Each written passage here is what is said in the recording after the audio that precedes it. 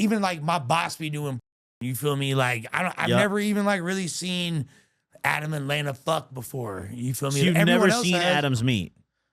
No, I've seen it like, Okay. but I've never like watched like. Okay, you like, don't go out of your way to see No, it. hell no. Like, It just happens upon you. yeah, I've seen like a few clips on X. I think I might have Googled like his dick once, like, you feel me? Like, just to be like, all right, okay, yeah. You feel me? Like, last year, it was really therapeutic on December 14th when I came on the Gobcast. You remember the date? Yeah. Wow. December 14th, right? Or was it December 11th? December 14th, right? Weekend. Oh, you 13th, know what? 13th, December 13th. Oh, you got it pulled up already. And it dropped on the 25th. Oh, wow. It was a I remember Christmas that it was a episode. Christmas special. You had I a Santa remember hat, because it was yeah. the day after the Kendrick had his toy drive at the Nickerson Gardens. So I had the Supreme Kendrick, you feel me, Nickerson Gardens shirt, you feel me, which was hard as hell. And you feel me, fools that ain't want me to be there. I was in that hole, so I had to wear the shirt. You feel me? Like, You had to let them know. Yeah, to let them know. My intro to let you know. And it's like that was such a therapeutic experience for me. And there's like, I got to get a lot of things off my chest that I've been holding dear, like, and this just so happened to be like the platform where, because I hadn't gone to therapy for a while, and I still haven't gone to therapy. So This is your therapy. It essentially, like, I mean, it kind of is, bro. I ain't gonna lie to you, bro. And I think that me and Adam recently were talking about like that was why, because he had a podcast recently with this dude named Stu Boy Blue, who was like he's a Crip from LA. He used to be a popular rapper. Then he had some really crazy shit happen to him, but his whole face is tatted, and he's this gnarly dude. And Adam was interviewing him. And he like, at one point, he's like yelling at Adam and like crying. And he's like talking about Nipsey and all this. And then we're talking about it afterwards. And I was like, bro, like this was like his therapy. Do you understand that? Like he hasn't had anybody in a professional capacity talk to him about how he truly feels and what's really going on, and give him like the space to hold that. And that, so I was like, damn, it kind of reminded me of me over here with you. And then I recently saw that you became a cat daddy. Yep. Shouts to It's actually my third cat. Okay. So yeah, shouts to all your cats. I adopted 2 cats. This is my cat's favorite food. So I bought this from the liquor store at Amigo Market around the corner from Frisky's MacArthur Park. Pate. Thanks, Yeah, dude. Yeah. Fuck yeah. It's for my dog Kirkland. He's going to love my cat that, dog. dude. Kirk's going to love that so much. Good Kirkland, dude. We were just speaking about a different Kirk earlier, too. Wow. Let's take a shot. Apropos. Cheers, my guy. Salud. You know, it's interesting to me because I feel like you come on here and talk about stuff that I don't see you talk about on No Jumper. Why is that? Because I don't have the full autonomy to do so. It's not that like, so when I'm on the No Jumper show, it's Adam's show. Yeah. I can't have main character syndrome and make it all about me. They focus on me quite a bit because I'm like, my dysfunction is pretty interesting to people and things like that. And I'm obviously have the best takes on rap music of anybody in the world. So of course they want to like, It's a great mentality. you know what I mean? Like they want to clue into that at times as well. But it's not about me. And if I like try to just lament too much, then it becomes off-putting to the viewers, and it's not my show. And then when the other shows that I'm on, I have a little bit more wiggle room because I tend to be, if it's not Adam, I'm pretty much going to be a Mike most likely, or like the person just de facto, just by default that's running, because I've been there the longest and know the most and just have the most experience. And I wouldn't even say it's based on how good I am. I'm just that dialed in. I can do it, and I'm reliable. I'm just, I'm all reliable. Like, like if you got like a few bitches that you could fuck at any given time, like, but like 2 of them have boyfriends, but there's all reliable. She ain't You're doing that shit. down bitch. Yeah, I'm that down bitch. You feel me? It don't matter if you got a boyfriend. Knee pads on. Yeah. Ready to suck. So, like, no, like I'm just that dialed in. And I still don't, it's not about me. Even when I'm doing those other shows, I'm doing the No Jumper News, or I'm interviewing somebody, so I never really have like, if you watch my own channel when I occasionally go live, or I really just choose my art to express myself at this point. And I feel like if there's things that I really want to get off, it'd be like when I come on the Gobcast, Yeah, a rare time where I go on someone else's pod, because at this point it's not that many, you know. And have you never spoke to Adam about like trying to do more personal content, or maybe even doing your own like show on the Jumper I network, totally could, but it's like, I feel like at this point, you know, so much has happened in the past year regarding No Jumper, regarding the U.S. economy, regarding my personal life. I would just say that the fact that I even still am alive is really dope. I can't say that. I mean, it's definitely a miracle, but it's dope. But the fact that I still have a job is a miracle, and a functioning relationship and all that. Like, so I got to say, Gob, you do it every time. You've really got some crazy shit out of me. We're talking about. It doesn't take much, dude. You just kind of sit down and start going, you know? You make my job pretty easy. I just fuck with you so heavy, bro. Like, I appreciate that. Like, Thank you, Lush. Bro. Like, I fuck with you too. Nah, like, you my dog, bro. Like, for real, fool, no cap, fool. Like, you really, man, you dope on me. Hey, I ain't trying to glaze the donut, but it's just it's what it is, player. You feel me? Brush, glaze it. Now, I gotta ask. We were talking about this a little bit earlier, but like, at least in my view, you're kind of, outside of Adam, the biggest figure on No Jumper in terms of hosts. I mean, I'm probably bigger than Adam in a lot of ways. Really? If we're being honest. Talk your shit. No, talk your shit. I mean, like, look, Adam is the man, and I'd be homeless if it wasn't for Adam right now. Probably not homeless, but I wouldn't have, it'd be a bad situation. You'd be in the park more than inside. Yeah, I'd be more on the other side of the fence. You feel me? I got that apartment after I got my. I mean, and this is an answer to your previous question, by the way. We'll get back to me being bigger than Adam in a second. Okay. With all that being said, back to me being bigger than Adam. No, I think just like, as far as cultural, as far as like dedication to being outsidedness, and just like, I'm gonna die outside. You know what I mean? Like, Adam made his millions. He's done incredible things and continues to do incredible things. And like I said, Lush, one of the things that I've been really waiting in this episode to ask you about, main reason I've been waiting is so we don't get age restricted and lose our ad revenue. Is as soon as I posted that I was talking to you today, people started sending me shit.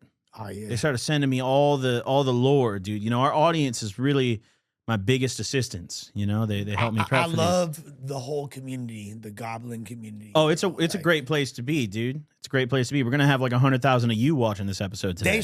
I ain't gonna lie, they show me so much love. Like, there's been like a percentage of my fans that have come from this. Like, do you have people hit you up and be like, "Oh, I saw you on the Gobcast"? Are you kidding?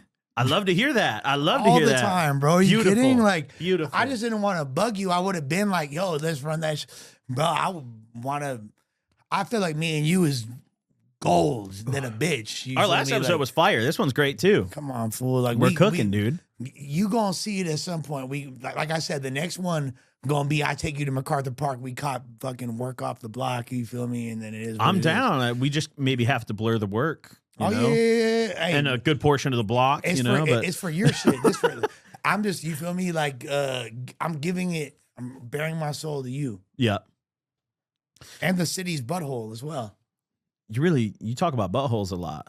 I just like, it's a good metaphor for vulnerability. Do you feel like your asshole's vulnerable? I feel like all assholes are vulnerable, if we're being honest. Not if you clench. Well, even if you clench, you feel me? Like, why are you clenching?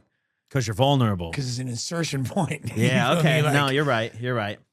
Now, you know, as I was mentioning before, obviously, I get sent plenty of receipts on all my guests when I announce they're coming on. Yeah. And they know I'm a member. The No Jumper subreddit really likes to talk about you. Hell yeah. You know they on my dick. They love my style. Lush, there's a picture here of you face down in a pool of your own vomit. Hell yeah. On Adam's story. Yeah, I mean, let's get a close-up shot for everybody. Oh, you like that? Hey, what would you say? Like the hue? Is that more like a olive green, or would you say that looks like when my cat throws up, bro? Yeah, but like if we're talking a specific, it's not green. That's tan. That's like khaki. Like tan. Yeah. Okay. That's khaki. It's definitely an earth tone. Yep. It's literally khakis, bro. Like, look at my pants right now. Your pants and my puke together, like you yak that shit up. Like, yeah. So this is. your workplace, Lush. Yeah, show is. Why are you showing up to the workplace and doing this? To be fair, that was like after being at the workplace for a long time. Oh. I'm at like I didn't like show up and yak it, fool. Like, Okay. You feel me? Like I've been there putting in work, and I have a workplace that is conducive to me being myself. Mm-hmm.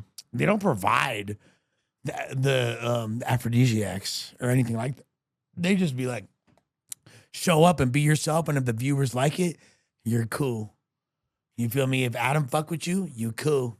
So is that just like the mantra going into it? Just show up and just do you? Well, I mean, it's not even like the mantra going into it. Like people have preconceived notions of what No Jumper is, but No Jumper is essentially nothing more than Adam22's brainchild and his creative exercise in the hip hop media space, which led to its current incarnation. And it's really quite genius because in doing something really just based on pure love and just passion, he wound up helping a lot of the greatest artists of the modern era launch their careers. We wouldn't have seen, or the first time we seen, let me rephrase it, the first time we seen, because I don't want to diminish the talents of these brilliant entities that will be here forever, and their souls have been here forever. The XXX Tentacion's, the Draco the Rulers, the Lil Peeps, the Juice Worlds,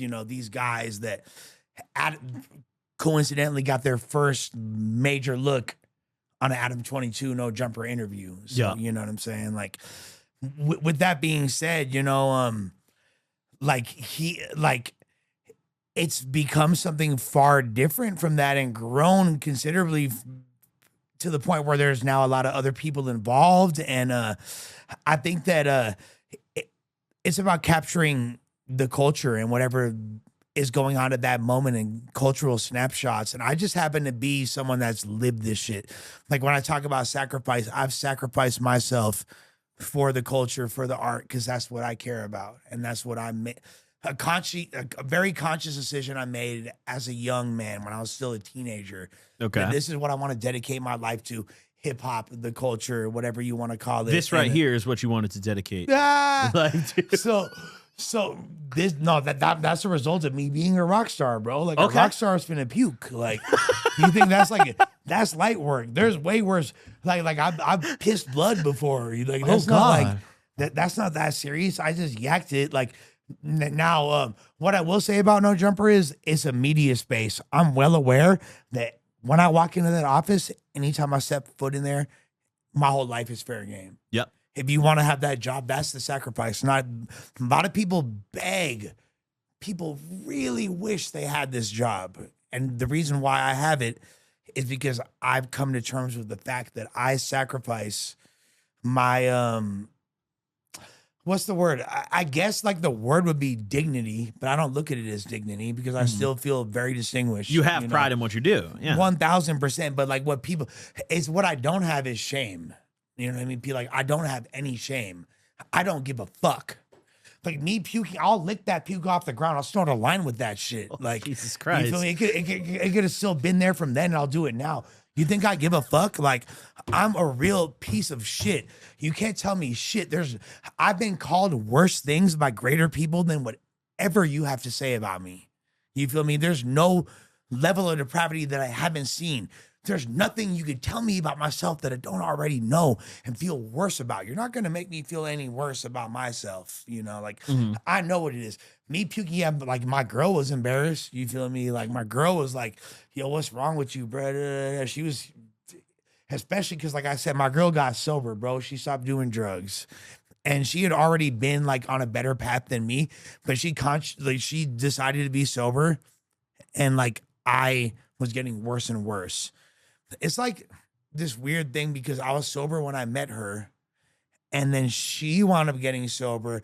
I'd already relapsed and I kind of just went deeper down that level of that vortex. And it got to the point where like, yeah, like this is like a concerning image. But to me, it's like, okay, I got too drunk. I yacked it. The homie just happened to take a picture. Like it's going to be a picture. Anything I do is going to be like, if I take a shit people like literally this is bodily waste that's come out of my body that's now a topic of conversation. I might as well just like take a picture of my shit and upload it to Shitstagram every day.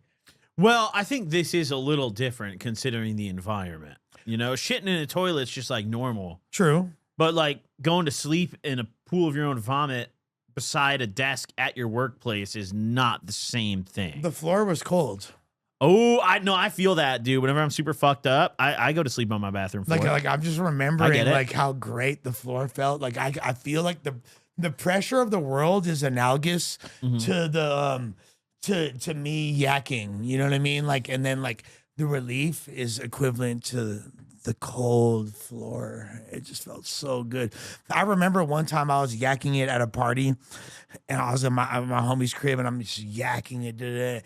And I remember like I saw a little dot on the ground. I don't know if it was a pubic hair. I don't know if it was a fucking, you know, stain or whatever. You feel, I'm looking at this little thing on the ground. I'm like, this is what I get fucked up for. This is why I do what I do. It's for this little dot right here. You feel me? Like, it's all for this dot right here. I just want to, you know what I mean? And that's how I'm coming to terms with the fact that I'm puking at the party and not getting the pussy that I want. You feel me? But I'm like, and like that's, so like, I'm a rock star, fool. I'm going to puke. I'm on Adam22's story puking. You fools would suck his dick. You fools jack off watching this fool fucking his wife and random hoes. Like, are you kidding, bro? I puke at his workplace. Just don't get fired. Fool takes pictures that are cultural monuments and on his Instagram. Like, bro, that's what I think when I see that. But like, is it embarrassing and do I want that to be out there? Like, no, obviously I don't want to like be sleeping next to pea soup on the ground, but like, it's a pretty cool gig. I can't complain. You know, another thing you mentioned, you just briefly touched on Adam and his wife fucking.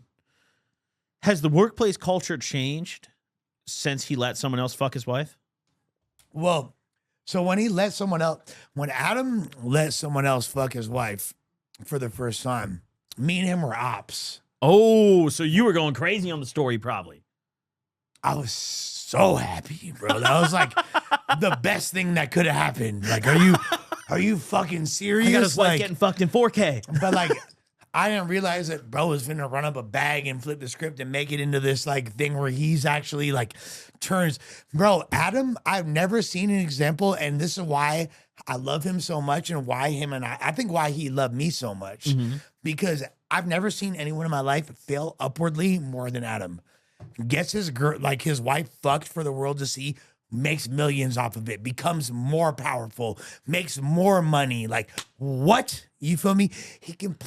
I've never seen someone turn more lemons into lemonade than Adam in my life. And he made a lemonade stand called No Jumper and Plug Talk. He got two of them bitches that are going to be fucking serving the community for generations. I feel like, see, I'm going to play a little devil's advocate here. I feel like turning lemons into lemonade means life gave you those lemons. You're making the best of a situation that already happened. But like his wife just didn't happen to get fucked and then he monetized it.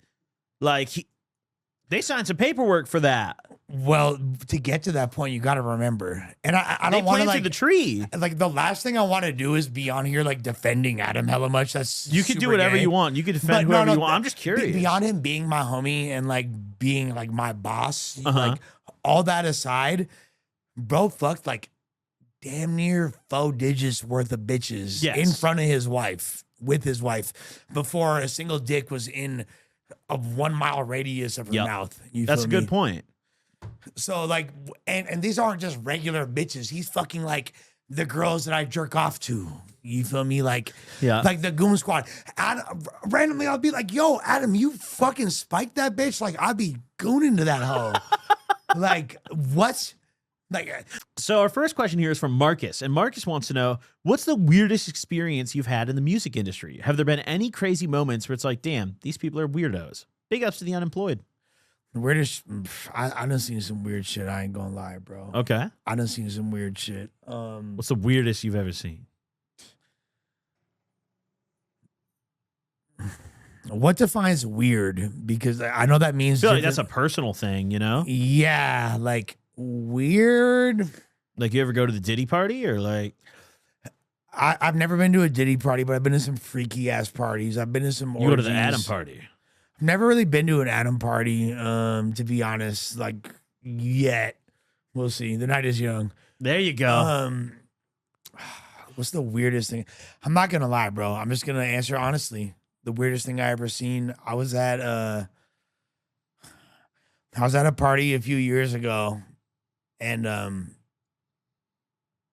man, I don't even want to say who it is, but it was like a pretty famous actress. I seen her getting a train ran on her. And like she was like asking for more dudes to come fuck her. It was crazy. I'm not gonna lie, bro. And like, Did you tap in? No, I didn't tap in. It was when I was selling Charlie Sheen. You feel me? Like during 2015 to 2016, before like the mafia had put a hit on me and all that shit. Like, how do you wait until like the end of the episode to deploy those statements? Well, I don't. That's what I'm saying. Like what do you mean? There's like, yeah. No, well, 2015 to 2016 was like the craziest year of my life by a significant margin. That's when you were hustling. Well, that was like the peak of my hustling. That's like when my illicit activity. That's when I was hitting hella licks. That's when I was selling the most. You feel me? I had kilos on deck, selling blanco, selling negra, selling everything in between. You feel me? Selling clear. I had my I don't give a fuck if you want a fucking gram or a zip. I could serve you anything you want or more. Yeah, put current. I don't know. They knew where I was at. You feel me? Yeah, I was really So at that time, I was serving with Charlie Sheen, and in doing so, I seen some weird parties. I seen a bitch get like, she was a really famous actress. How do I like say it without saying it? Nickelodeon. Oh God. All right. Oh shit. You could probably fill in the blanks from there. Okay. Well, immediately. Oh God. I don't want to prod you too hard here, but like, I'm not trying to say Shorty's name. You feel me? But she had like 6 dudes, and she's what? Like, I need more. I need more. It was crazy. Can bro. I ask, what letter did her name start with?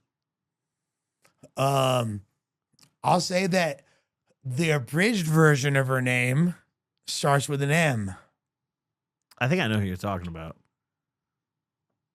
Okay. Yeah. Okay. Yeah. This wouldn't surprise people if they like filled in the blanks. Okay. Right part for the chorus. All right. But I literally saw her getting her. But you don't want to say who it is. I don't want to say Shorty's name because I don't want to, like, you feel me? This could be like, she got her shit together since then, I think a little bit, and it might be like, oh no, I ain't gonna put Shorty on blast, but yeah. I mean, dude, Nickelodeon and M. She said she wanted Drake to murder her vagina. She said it on Twitter back in the day.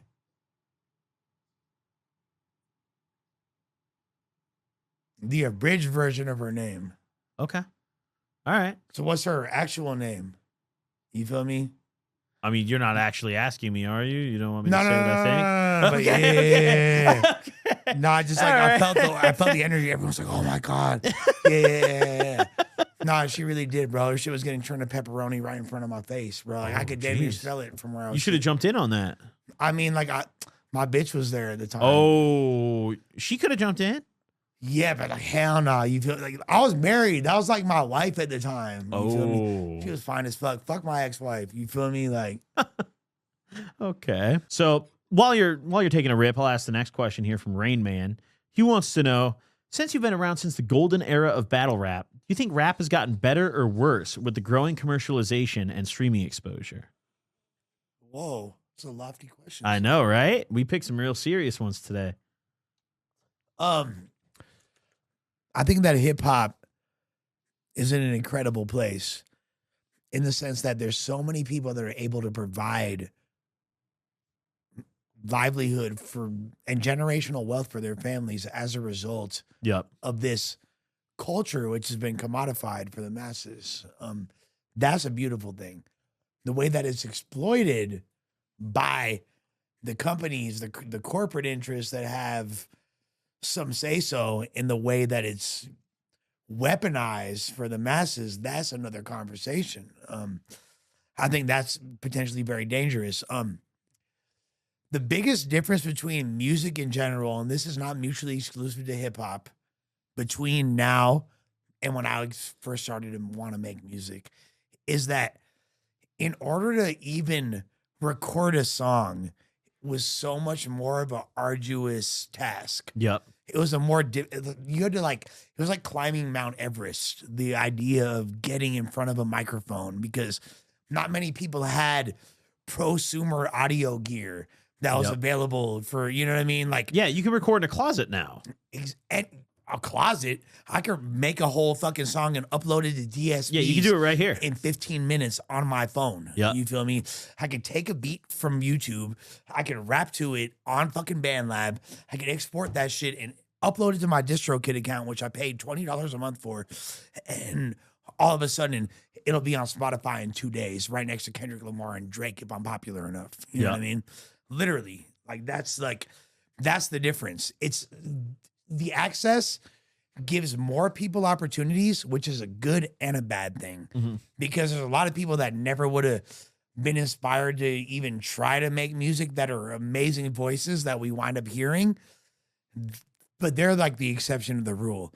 What normally happens is the people that aren't talented, that fucking suck, that have that just never deserve to be in the same room recording any type of fucking audible sound, much less a verse in the beautiful culture of hip hop. You feel me? Like now they all get to do that shit. Not only that, but you got anyone that's amassed any type of popularity. If you're a streamer, you feel me, like a DDG type person, all of a sudden, like, oh, you get to be like a popular rapper. And because like you have more, and that's dope. And that's dope. And congrats to you for feeding your family. I'm not like calling out an individual, but it's more like, it's just like your overall, what people think is cool is the popularity. They never really understood. Most people never understood what makes great things great. Like half of the, like 90% of the hippies didn't know why they were at Woodstock. Yeah. They're just there because they're like, oh, we're going here because people think it's cool. They're not like making a conscientious decision. There's like the few people that are like, nah, this is the wave. This is what we doing. This is why it's lit. Da-da-da-da. Come check this out. You feel me? And everybody else follows suit. You feel me? And nowadays, it's a million voices with their own like little mini echo chambers. So I don't know. Is hip hop in a better or worse state? I think it's exactly where it should be, and I'm grateful to be a part of it. And it's ripe for the picking because there's all these toys and all this artificial shit and all this fucking manufactured shit going on. The artists that are really being vulnerable, showing themselves, quote unquote, their buttholes, like I said earlier, you feel me? And like really just being genuine and trying to be dope and outside the box, motherfuckers is finna stand out if they raw. Yeah. I'm gonna say that. I like that answer. I like that.